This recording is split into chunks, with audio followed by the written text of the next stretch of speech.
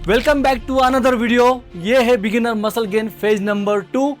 Phase number first खत्म हो चुका है। आज हम बिगिनर मसल गेन का फेज 2 शुरू करने वाले हैं और ये प्रोग्राम होने वाला है 5 डे मसल गेन प्रोग्राम। और सबसे पहले आज करने वाले हम शोल्डर और एब्स की एक्सरसाइज शुरू करने से पहले वार्म अप जरूर कीजिए। वार्म अप करके एक्सरसाइज की शुरुआत कीजिए ताकि आपको इंजरी के चांसेस ना हो।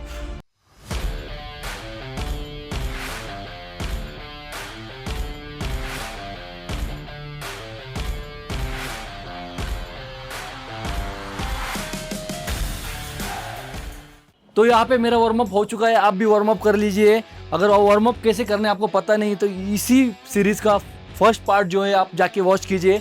उसके अंदर वार्म अप कैसे करना है वो मैंने वहाँ पे दिखाया है।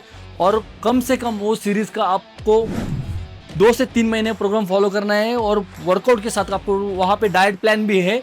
और उसके बाद ही ये फेज नंबर 2 जो है इसको फॉलो कीजिए।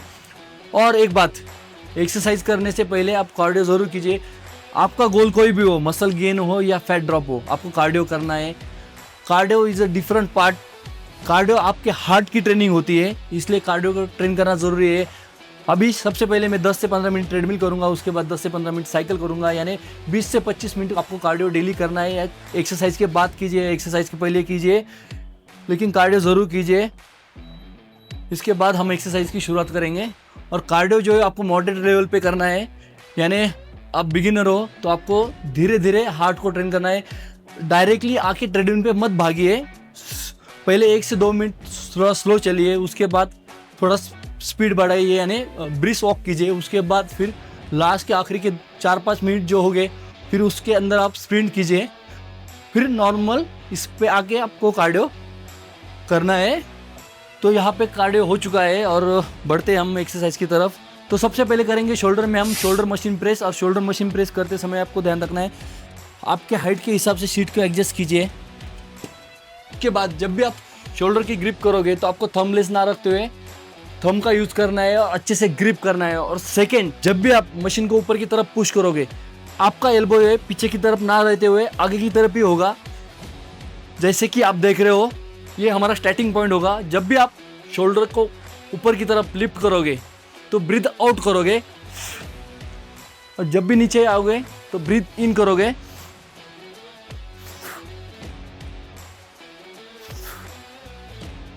स्लो एंड कंट्रोल फॉर्म में एक्सरसाइज को करना है। और एल्बो जो है पीछे की तरफ ना रखते हुए आगे की तरफ आपको रखना है। जब भी आप नीचे आओगे तो एल्बो आगे की तरफ होगे, और जब भी आप ऊपर की तरफ भी जाओगे तो एल्बो वही सेम डायरेक्शन में आगे की तरफ ही होगे।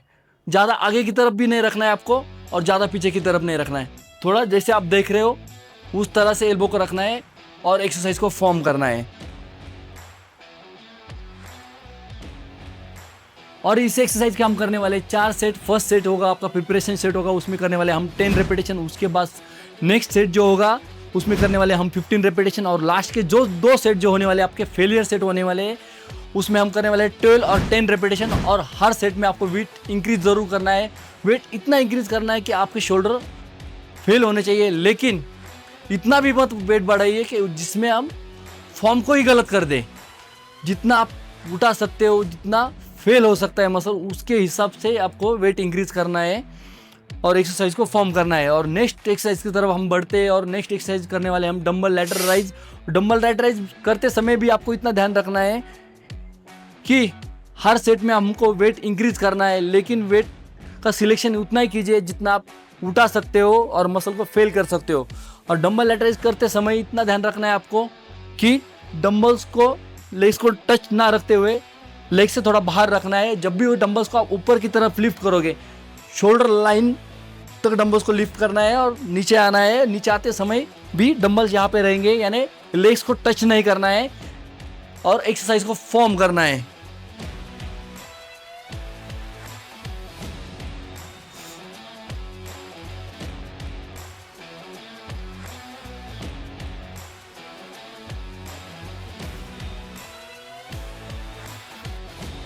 और इस एक्सरसाइज के भी करने वाले हम 3 सेट। और रैप रेंजेस जो होने वाली है हमारे यहाँ पे 15, 12 और 10।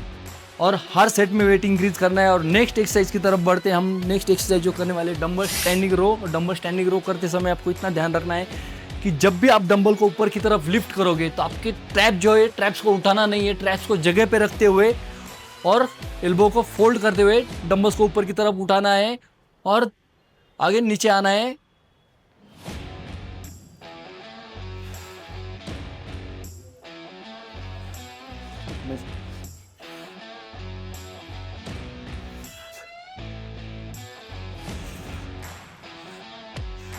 डंबल स्टैंडिंग रो जो एक्सरसाइज जो है पोस्टरल डेल्ट की एक्सरसाइज है, यानी हमारे शोल्डर में 3 मसल्स होते हैं, एंटेरियर डेल्टॉइड, मिडल डेल्टॉइड और पोस्टरल डेल्टॉइड। और सबसे पहले हमने की थी एक्सरसाइज शोल्डर पे जो एंटेरियर डेल्ट के लिए थी, और डंबल लैटराइज जो एक्सरसाइज की थी हमने मिडल डेल्ट के लिए की थी, और डंबल स्टैंडिंग रो जो एक्सरसाइज हमने पोस्टरल डेल्ट के लिए की थी। यानी शोल्डर के तीनों हिस्सों को हमने ट्रेन कर लिया है, यानी डेल्ट को पूरी तरह से ट्रेन कर चुके हैं। और नेक्स्ट एक्सरसाइज डेल्ट के साथ हम शोल्डर में ट्रैप्स को भी ट्रेन करने वाले हैं। इसके लिए करने वाले हम डंबल श्रग्स, और डंबल श्रग्स करने वाले हम 4 सेट, और फर्स्ट सेट जो होगा आपका प्रिपरेशन सेट होगा, और प्रिपरेशन सेट हम करने वाले 10 रेपिटेशन। और डंबल श्रग्स करते समय आपको इतना ध्यान रखना है, चेस्ट को अप रखना है, बॉडी को आगे की तरफ टील करना है, और जब भी आप डंबल्स को ऊपर की तरफ लिफ्ट करोगे यानी ट्रैप्स को अच्छे से होल्ड करना है और धीरे से छोड़ना है।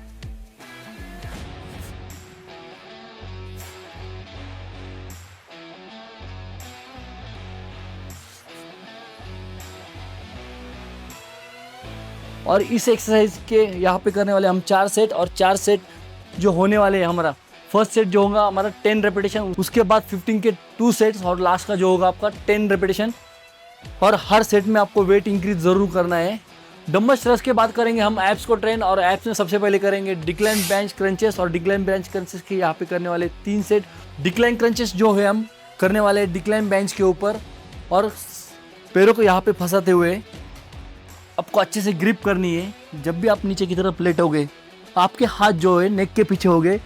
एक बात का आपको ध्यान रखना है, जब भी आप ऊपर की तरफ आओगे तो आपको नेक से सपोर्ट नहीं लेना है, आपके एब्स की मदद से आपको ऊपर की तरफ आना है। जब भी आप ऊपर की तरफ जाओगे तो आपको ब्रीथ को आउट करना है, जब आप पीछे की तरफ आओगे तो ब्रीथ को इन करना है। और जब भी आप पीछे की तरफ आओगे तो बैक जो है आपकी पूरी तरह से बेंच के ऊपर फ्लैट होगी, और जब भी आप ऊपर की तरफ जाओगे तो पूरा एब्स को क्रश करते हुए आगे की तरफ जाना है, और एक्सरसाइज को दोबारा फॉर्म करना है जैसे कि आप वीडियो में अभी देखने वाले हो।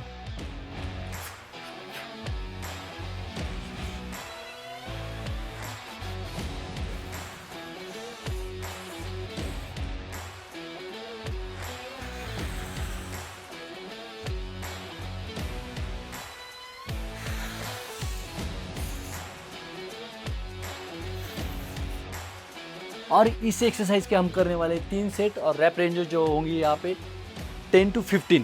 डिक्लाइन क्रंचेस के बाद नेक्स्ट एक्सरसाइज जो करने वाले हम लोअर एब्स के लिए, और लोअर एब्स के लिए हम करने वाले V seated up. Seated up करते समय आपको इतना ध्यान रखना है, एक बेंच की आपको ज़रूरत होगी, और बेंच पे आप जब भी बैठोगे ज़्यादा पीछे की तरफ ना बैठते हुए थोड़ा आगे की तरफ आप बैठोगे, और नी को यहाँ पे हमको फोल्ड करना है, और हाथों को पीछे की तरफ आपको सपोर्ट लेना है, और चेस्ट को अप करना है, और बॉडी को पीछे की तरफ आपको टिल करना है, और एक्सरसाइज को फॉर्म करना है।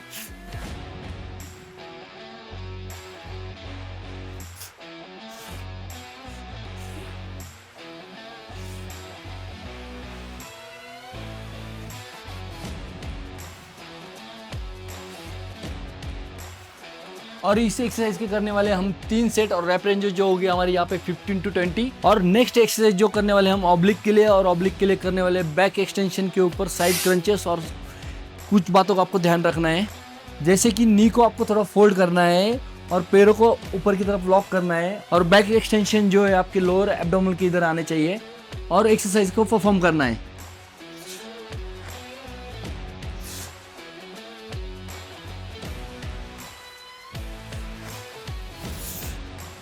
और एक बात का आपको ध्यान रखना है, आपको नीचे की तरफ ज़्यादा नहीं आना है, उस साइड में आपको अच्छे से स्क्वीज करना है।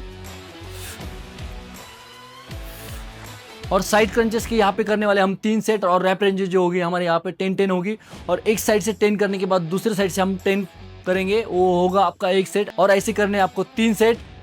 और इसी के साथ हमारी शोल्डर और एब्स की एक्सरसाइज खत्म होती है। वीडियो अगर पसंद आया तो वीडियो को लाइक कीजिए, शेयर कीजिए, और कमेंट ज़रूर कीजिए। तो मिलते हैं नेक्स्ट वीडियो में जो कि होने वाला है डे 2। तब तक के लिए स्टे हेल्दी, स्टे फिट।